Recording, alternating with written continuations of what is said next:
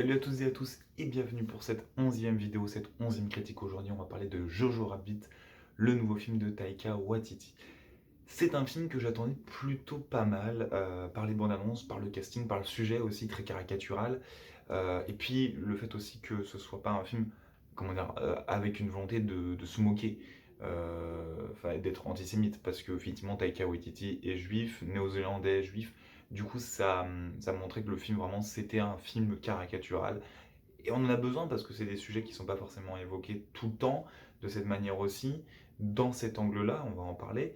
Donc c'est un film qui est sorti il y a quelques jours, donc on est le 29 janvier, sorti donc d'un film qui dure 1h45, le nouveau film de Taika Waititi qui avait fait Vampire en toute intimité en 2014, Thor Ragnarok en 2017.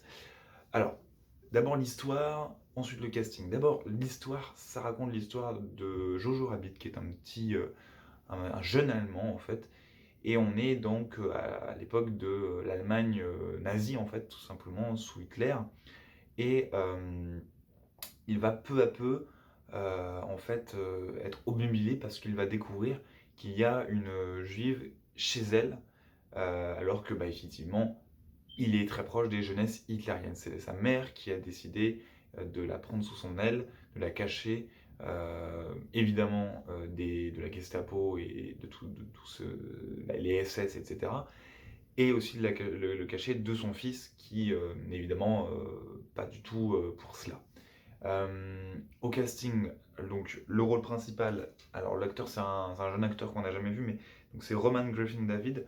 On retrouve Thomasine McKenzie, on a un très bon casting à côté Taika Waititi qui joue Adolf Hitler, on a Scarlett Johansson qui joue la mère de Jojo Rabbit, on a Sam Rockwell, on a Rebel Wilson, on a Stephen Merchant, et on a le jeune qui joue Yorkie, qui est joué par Archie Yates. Donc le casting est très intéressant et ceux qui connaissent un peu moins certains acteurs, et bah vraiment ils jouent super bien. Alors, mon avis général, c'est un très très bon film.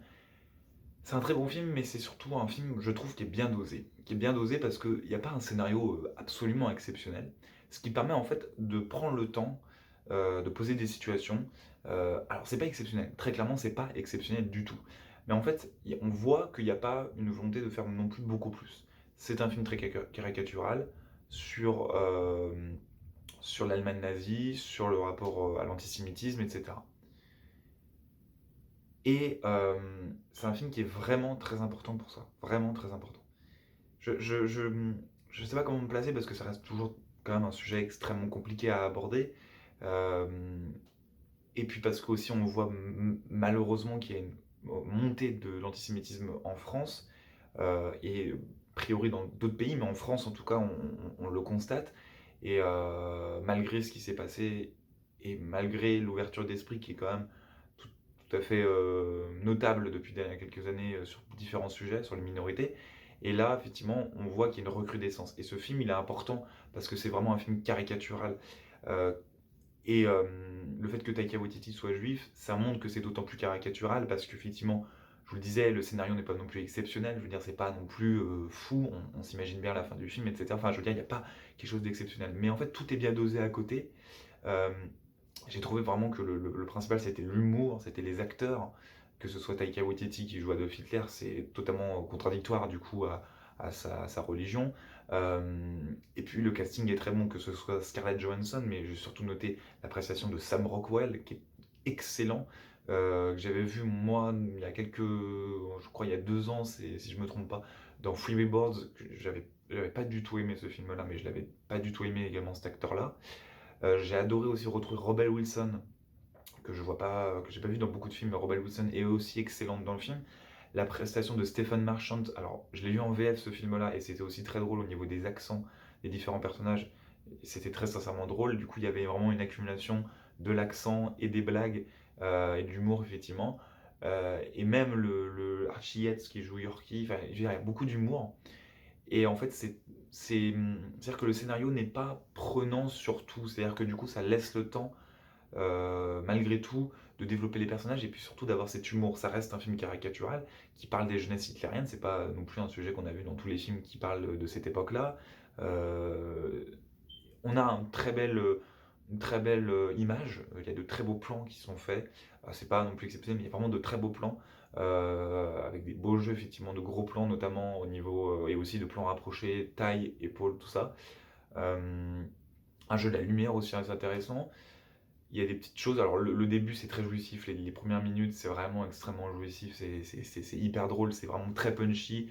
Après ça se pose tranquillement et puis ça reprend avec de l'humour, ça se pose, c'est assez, alors quelquefois c'est assez maladroit parce que quelquefois ça ne sait pas tellement comment se marquer entre l'humour et on va dire la sensibilité, et la situation compliquée entre, du coup les 2 jeunes, donc joués par, Roman Griffin David et Thomasin, McKenzie. Hem donc, il y a un petit peu quelquefois de déséquilibre, mais ça arrive à nous rattraper par, le développement du personnage, par les événements, les péripéties, et c'est très émouvant parce qu'il y a aussi quelque chose d'assez vain dans le film. Il y a des moments de tension aussi. Ça arrive quand même à alterner plein de trucs. Quelquefois, c'est un petit peu, maladroit parce que quelquefois, en fait, ça n'a pas lieu d'être, ou en tout cas, l'ambiance du film tend à ne pas, apporter cette touche-là. Quelquefois, voilà, on passe d'un moment, à un autre moment, on a des sentiments et des émotions très différentes, ce qui fait que, bah, pourquoi pas, mais c'est pas très bien équilibré. Il y a des moments effectivement, comme ça, et ça reste quand même un très, très bon film pour ce point-là, mais après comme je le disais, la musique est très, très bonne, on a une musique très punchy, on a des sonorités très années 80-90. Je trouvais que ça faisait un peu un anachronisme, mais d'un autre côté, je me suis dit: «C'est vraiment le jeu d'un film caricatural jusqu'au bout, qui part sur un sujet très, très, très, compliqué, mais qui a énormément d'humour, qui a vraiment beaucoup d'humour et qui pousse quelquefois le délire, assez loin, et moi j'aime bien cet humour, enfin l'humour noir, tout ça, sur des sujets compliqués. Comme moi je dis souvent, on peut rigoler de tout, mais pas toujours avec tout le monde, et pas toujours au bon moment. Ça dépend effectivement, l'humour est variable. L'humour, moi je pense qu'on peut parler, on peut rigoler de tout, mais à différents moments. Parce qu'il y a des moments où c'est plus sensible, et à ces moments sensibles-là, il faut pas, ou en tout cas atténuer, ou en tout cas voilà, modifier. Et là, ce film-là sur l'humour est exceptionnel. Hem, j'ai adoré la prestation, je vous le disais, de Stephen Marchant, qui joue un agent de la Gestapo et qui est excellent. On le retrouve pas forcément toujours au cinéma, mais là, il est vraiment excellent. Donc musique, je vous l'ai dit, la lumière, le cadrage aussi avec les bonnes idées qu'ils ont eues. Les décors aussi, costumes, décors, bon, ça reste assez lambda parce que c'est comme je l'avais déjà dit par exemple pour les filles du Docteur March. On ne peut pas faire des innovations incroyables et on ne peut pas faire un parti pris sur ce genre de choses puisqu'on rapporte un fait historique. Et on ne peut pas se permettre d'avoir des fulgurances, hein, parce que je rapporte ce que j'avais dit sur les filles du Docteur March. Il y en a beaucoup qui généralement ont du mal et n'apprécient pas forcément toujours les costumes et le décor parce qu'ils trouvent que c'est assez classique.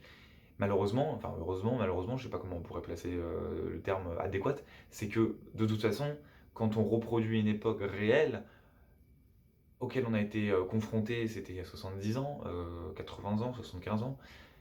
Hem, de toute façon, il faut prendre en compte ce qui se passait à l'époque. On peut pas se permettre de faire, c'est comme si on faisait des costumes, heu, du Moyen Âge pour un film qui se passe, en Grèce antique. Voilà, c'est pas logique. Et là, c'est la même chose, d'autant plus que c'est un sujet, qui est, sensible. Hem, donc voilà, c'est vraiment un film que je vais vous encourager à aller voir parce que on a de beaux messages, de très beaux messages, qui sont, donnés dans ce film-là. Un très bel humour avec un scénario qui n'est pas non plus formidable, mais en fait, c'est assez bien géré. Du coup, il y a une alternance de moments extrêmement émouvants, de moments très durs, de moments d'humour. Du coup, le scénario ne parasite pas tout ça. C'est aussi, ça fait écho à une période de la vie. Ça montre aussi que voilà, malgré tout, on nous a pas mis, alors il y a des films qui sont très durs, comme Le Pianiste, comme, La Rafle, qui ne sont pas du tout dans la même envergure et dans le même objectif que Jojo Rabbit, où on nous montre une Allemagne ou d'autres pays effectivement qui étaient liés à l'Allemagne nazie, sous l'occupation notamment, dans une noirceur, et cetera.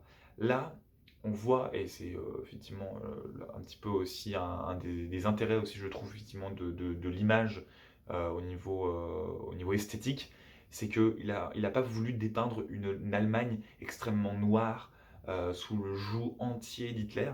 Il a voulu aussi montrer que c'est une société comme les autres et qui arrive à vivre et qui en a marre aussi de la guerre. Alors, ça ne retire en rien, les atrocités qu'il y a eu, et on en parle encore et on a besoin, il faut en parler, et ce genre de film aussi permet de continuer à en parler de façon caricaturale, de façon sérieuse. On en a besoin, on en a vraiment besoin, et donc ce que je veux dire, c'est que c'est un film important parce que, hem Les acteurs sont excellents aussi, ce qui vraiment permet un très très bon humour. Le personnage d'Hitler, joué par Taika Waititi, Sam Rockwell, Rebel Wilson, Stephen Merchant, il y a vraiment un très très bon jeu. Moi je l'ai vu en VF, je suis assez content de l'avoir vu en VF, je l'ai trouvé plutôt bonne la VF, assez drôle parce que ça reste un film caricatural, donc la VF n'est pas forcément un problème, parce qu'on peut l'apprendre aussi comme caricatural, donc voilà.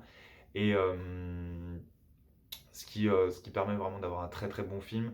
Quelquefois, comme je vous le disais, c'est un petit peu déséquilibré, mais on a quand même de beaux décors, de beaux costumes, des bonnes musiques, vraiment des moments de cadrage aussi très jolis. Je vous encourage à aller voir ce film-là, c'est un bon film.